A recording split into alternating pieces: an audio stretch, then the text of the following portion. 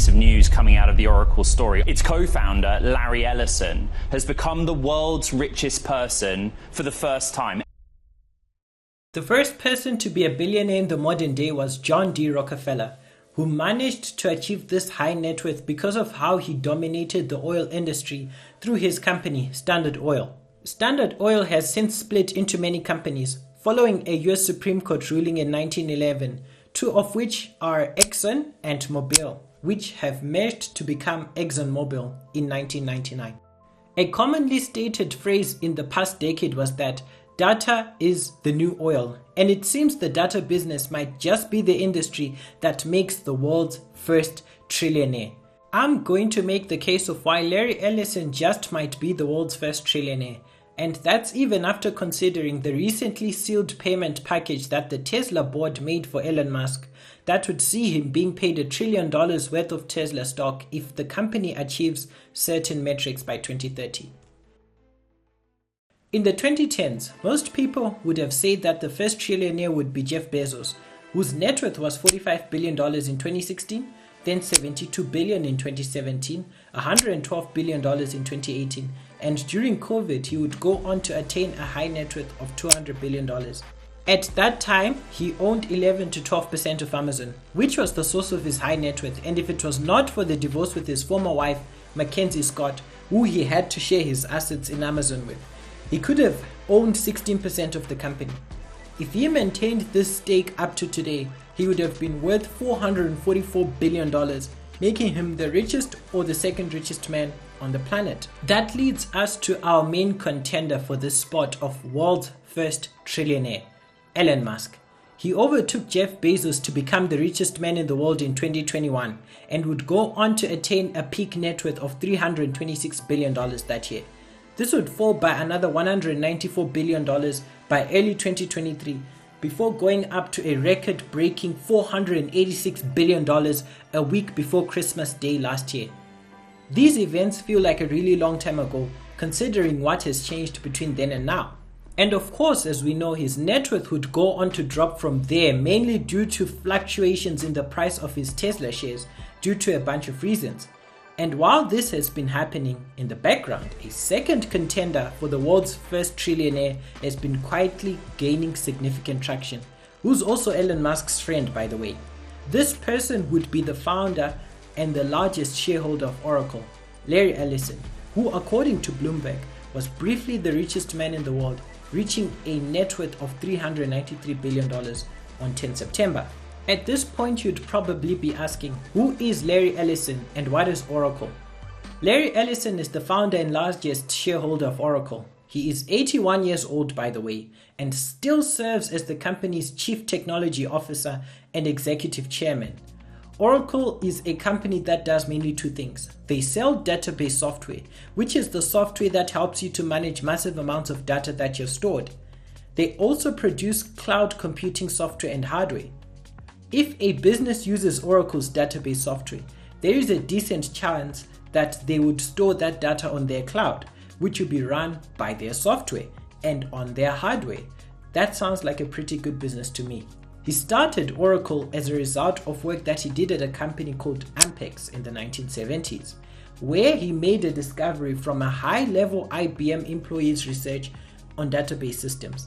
His company, Ampex, assigned him and his co-workers, Bob Miner and Ed Oates, to a project to fulfill a contract from the US military to build a database for them. Unfortunately, this project didn't work out successfully, but this actually led him to forming a company with the two colleagues called Software Development Laboratories.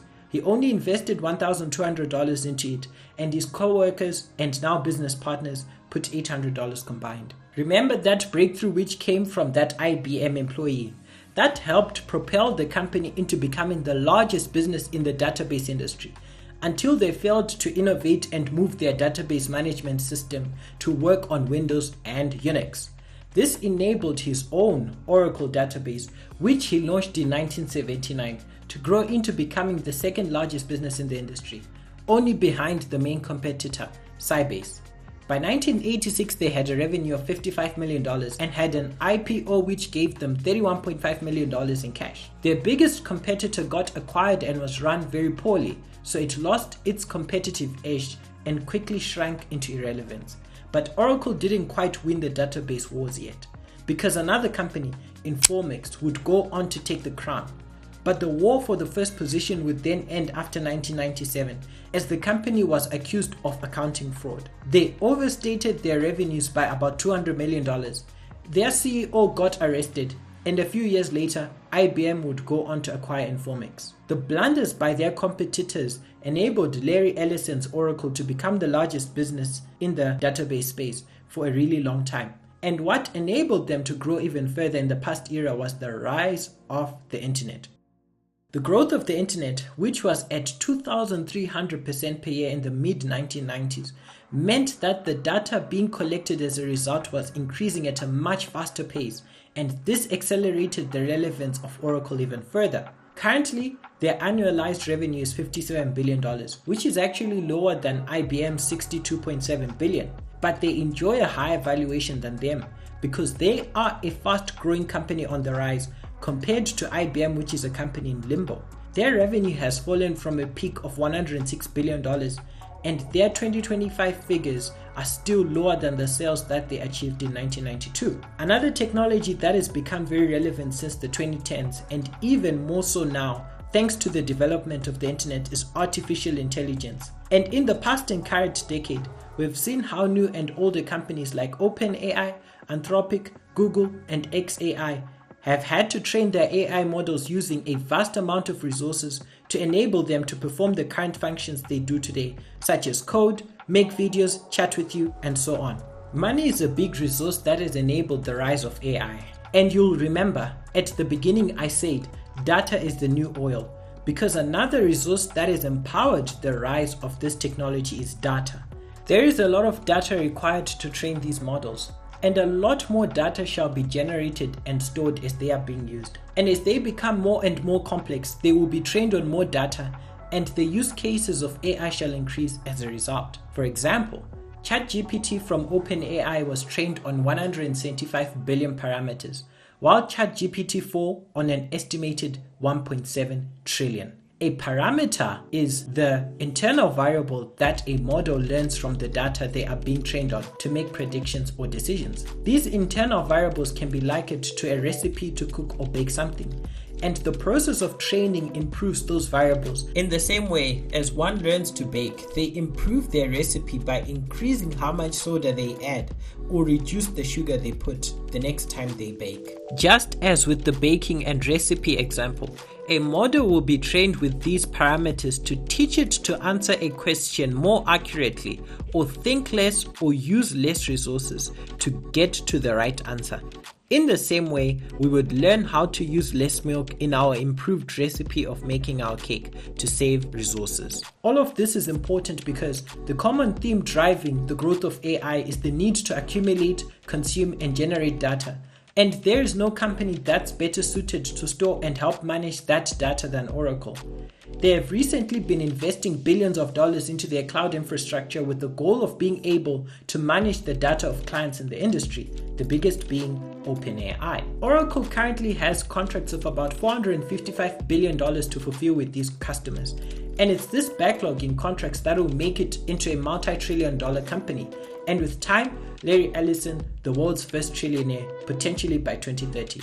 And if you think about it, this is not too far off a possibility.